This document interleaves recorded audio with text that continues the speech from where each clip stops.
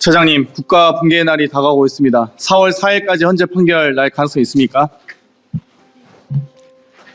재판부에서 지금 심내 중에 있고 지금 그 선고를 지금 엄청난 경제적, 외교적, 또 전 국민적 손실이 있는 건 잘 알고 계시죠? 아주 한가하게 그렇게 지금 선고를 미룰 때가 아닙니다. 그렇지 않습니까? 전 국민이 고통받고 있지 않습니까? 전 기업인들이 다 고통받고 있습니다. 소상공인과 자영업자, 중소기업, 직장인들 다 고통받고 있습니다. 그렇지 않습니까? 헌재 지금 한가합니까?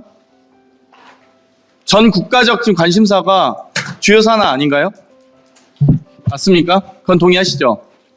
예, 그렇습니다. 저는 지금 줄 내란 사태라고 좀 지적하고 싶은데요. 1차 내란을 윤석열, 김용현 내란 수괴들이 벌였고 2차 내란을 한덕수, 최상목 대행이 벌였고 3차 내란을 행여나 헌법소기관인 헌법재판소가 헌법재판관들에 의해서 하는 게 아닌가라는 깊은 우려를 가지고 있습니다.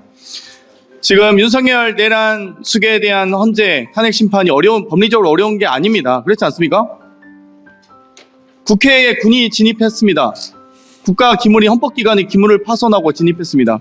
의사장에 있는 의원들을 끌어내려고 지시했습니다. 내란 수괴가. 그러면 당연히 헌정질서 소의지가 없음을 입증한 겁니다. 그렇기 때문에 윤석열은 파면돼야 함이 마땅합니다. 그렇지 않습니까? 거기에 대한 의견 못 주시겠죠? 박근혜 탄핵심판 선고는 11일 걸렸습니다. 노무현 대통령에 대한 탄핵심판 선고는 14일 걸렸습니다. 지금 윤석열 내란 수괴 탄핵심판 선고 34일째입니다. 어렵습니까, 법리가? 탄핵소추안 가결 이후에 박근혜 탄핵심판은 91일 걸렸습니다. 노무현 대통령에 대한 탄핵심판 선고는 63일 걸렸습니다. 지금 107일까지 이렇게까지 걸릴 일입니까? 최소한 많은 분들이 법조인들이나 이 헌법학자분들이 아마 노무현 대통령보다 조금 더 길어질 수 있지만 박근혜 대통령 탄핵심판보다는 더 걸리진 않을 거다. 법리적 논쟁, 쟁점사안이 경미하다. 오히려 그 정도 복잡하지 않다라는 이야기를 했습니다. 그런데 왜 이렇게 지연되는 것입니까? 헌법재판관들이 국가 이익을 위해서 노력해야지, 헌정질서 소홀을 위해서 노력해야지 개인의 입심양면이나 개인의 이익을 위해서, 일신을 위해서 노력하면 안 되지 않습니까? 그러면 헌법재판관들마저도 직무유기와 직권남용의 대상이 되지 않겠습니까? 그건 동의하시나요? 헌법재판관들도 직권남용과 직무유기의 대상은 되죠? 재판부에서 지금 최선을 다해서 네네, 최선 다하셔야 되는데 너무 늦습니다. 이제는 변명의 여지가 없습니다. 이제 3월도 넘어가고 4월까지 넘어가는 탄핵 심판이 어디 있습니까? 그러면 이완규 법제처장의 발언 좀 여쭤보고 싶은데, 헌재 결정을 반드시 따를 필요 없고 시한도 정해진 것 없다. 이 발언에 대해서 어떻게 생각하세요? 헌재 입장은 있습니까? 일국의 법제처장이 헌재 결정을 따를 필요도 없고 시한도 정해진 게 없답니다. 어떻게 생각하십니까? 저희 결정 취지대로 이해해 주시면 좋을 것 같고요.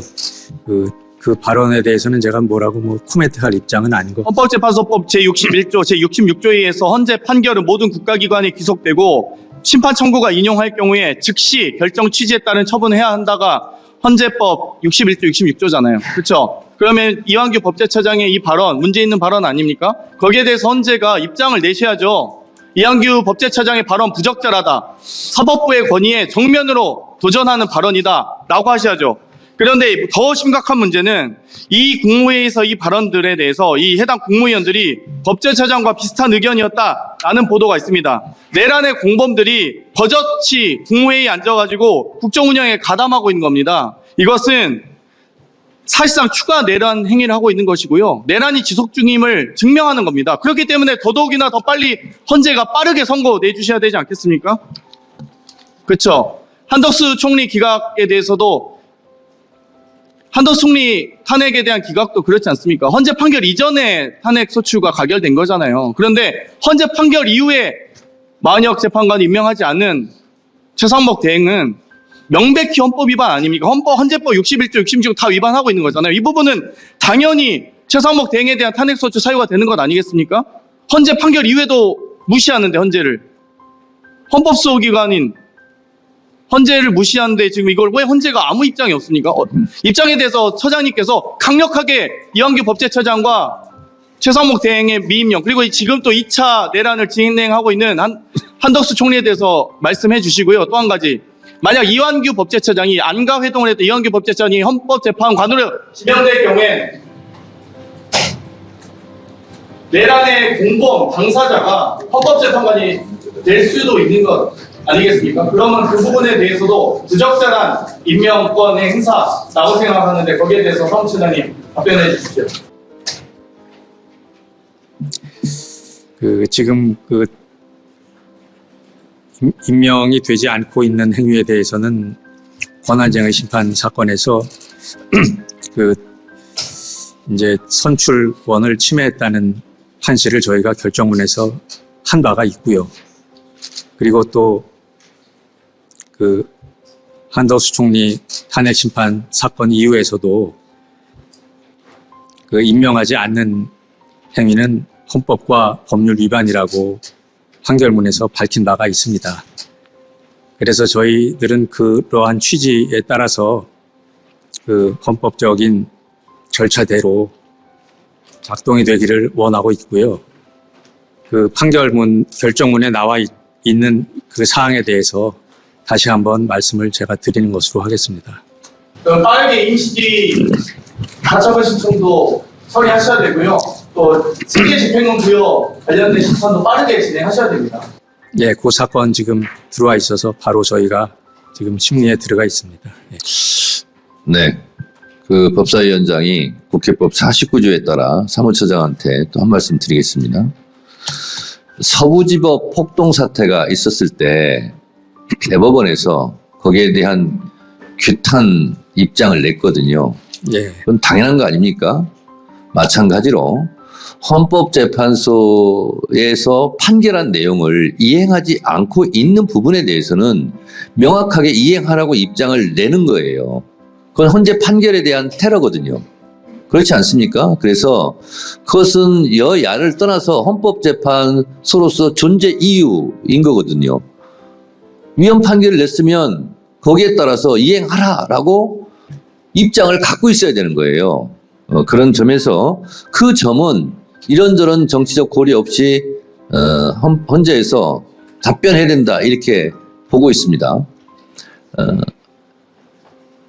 어렵지만 예를 들면 민주적 절차적 정당성이 확보되어 있는 선출직 공무원, 특히 대통령을 파면하는 문제는 법과 원칙이 가장 큰 무기거든요.